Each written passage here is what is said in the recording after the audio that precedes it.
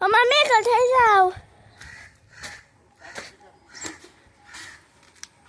আমার মেয়ে কোথায় যাও? কলা পাতা আনতে যাচ্ছি, কলা পাতা চিংড়ি পিঠা বানাবো। এই জলের মধ্যে? হবু বেয়াই আসবে, চিংড়ি পিঠা খাওয়াইতে হবে। আস্তে।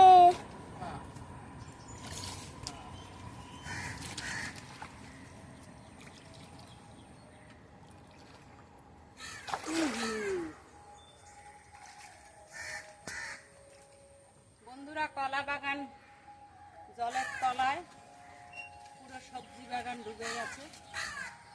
এখন একটু চিংড়ি পিঠা খেতে হবে, তা ভাবলাম দুটো পাতা পাওয়া যায় নাকি দেখতে। এটা তো ভালো নেই, এই কেটে পাচ্ছে হবে।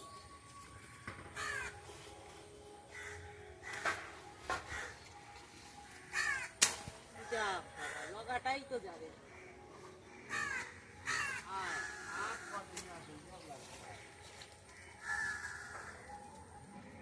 দেখছি কতটা ভালো আছে, ততটাই আনতে হবে।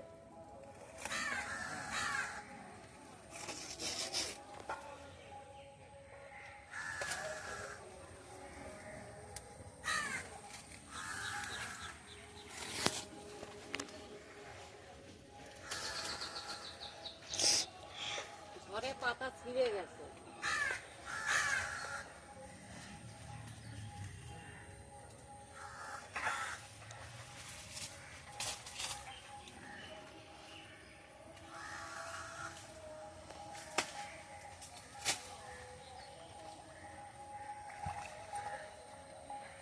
কলা গাছ সব শুকনো আছে, কলা শুকনো।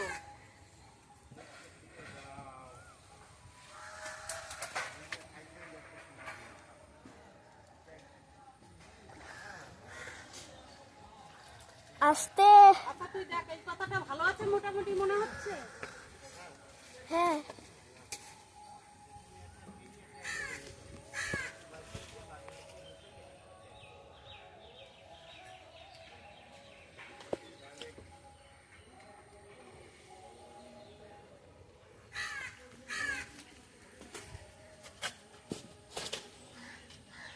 এই পাতাটা হয়ে যাবে।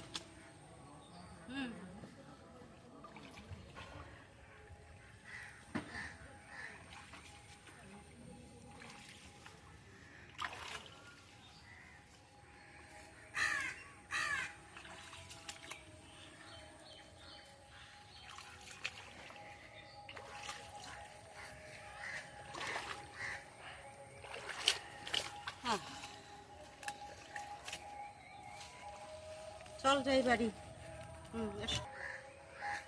বন্ধুরা, লঙ্কা টপে লাগানো, লঙ্কা গাছের গোড়ায়ও জল ছিল, দেখুন এই পর্যন্ত ডুবে গেছিল। এই যে এখন আমি তো ভেবেছি লঙ্কা গাছ বাঁচবে না, তা আমি আবার কি করেছি, ওই সাইডে ছিল, উপরের দিক তুলে এনেছে। এই দেখুন সবে লঙ্কা ধরেছে, সব নতুন গাছের লঙ্কাই। এই যে কাছে এনে দেখা, এই যে লঙ্কা, প্রতিটা গাছে লঙ্কা হয়েছে। এই যে নতুন গাছে, এই যে লম্বা লম্বা লঙ্কা, বোম্বাই লঙ্কা। এই যে গাছের ডালে, প্রতিটা ডালে লঙ্কা।